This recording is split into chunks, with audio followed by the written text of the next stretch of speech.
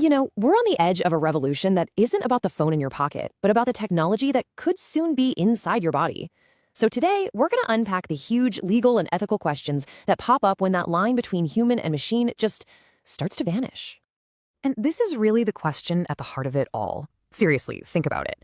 And this isn't some far-off sci-fi fantasy. The tech that's forcing this issue is already here. It makes us ask a pretty fundamental question. In a world of upgrades, what does it even mean to be legally human? Let's be clear. The line between our biology and our technology is getting fuzzier by the day. This isn't some problem for our grandkids to solve. It's a conversation we have to have right now. And we can start with stuff that's already pretty familiar. Millions of people right now rely on cybernetic parts, from pacemakers keeping their hearts beating to these incredible bionic limbs that can even give back a sense of touch. Right now, the goal is pretty simple: fix what's broken. But things are speeding up, and we're shifting from restoration to, enhancement. Now we're talking about elective upgrades, chips to help you learn faster, vision that sees in infrared, or even military exoskeletons that give you superhuman strength. And that's the real game changer here, isn't it? The intent. We're moving from fixing to upgrading.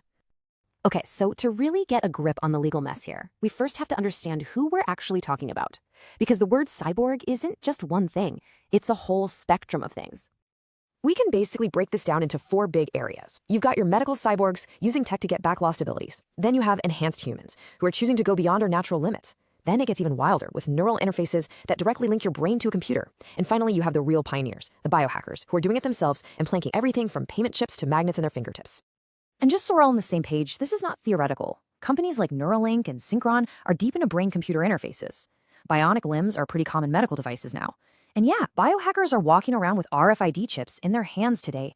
Every single one of those categories, it's already happening. And this is where the law just starts to break down. Think about it. Our entire legal system was built for regular biological humans.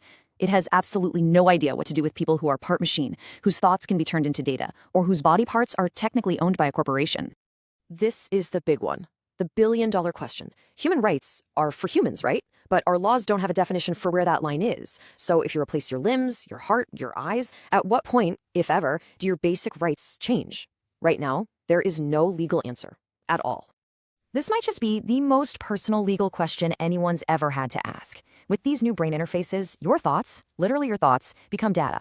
So who owns that data? Is it you?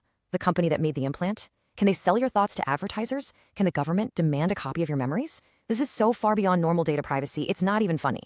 And because of that threat, this new legal idea is starting to take shape: neurorights. This isn't just about keeping your data safe. It's about protecting the absolute core of who you are, your thoughts, your choices, your very sense of self, from being read, copied, or even changed without you ever knowing. And if you think this is just some academic debate, think again. In 2021, Chile became the first country on the planet to actually change its constitution to protect brain activity and mental data. One country has started. The rest of the world has a lot of catching up to do.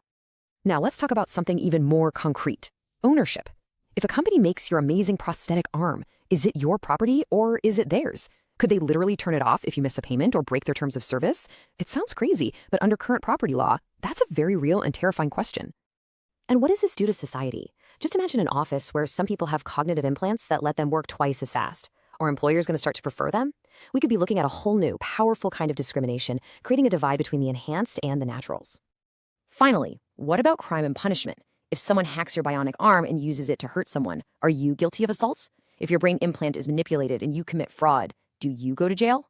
Our whole idea of free will and who's responsible for what just gets thrown out the window. You see, all of these legal puzzles, they're really just pointing to a much, much deeper debate.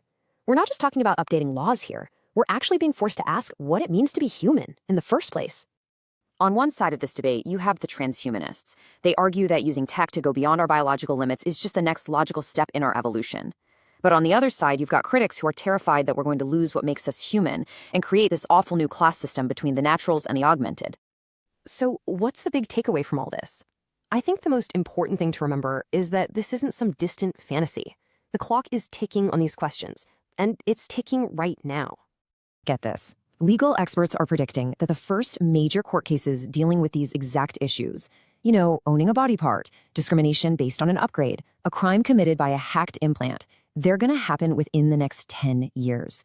We have to get our legal and ethical house in order now, before it's too late. In the end, how we answer these questions isn't just going to affect a few people with implants. It's going to set the rules for what our species becomes. This whole debate, it's not really about machines. It's about defining the future of humanity itself.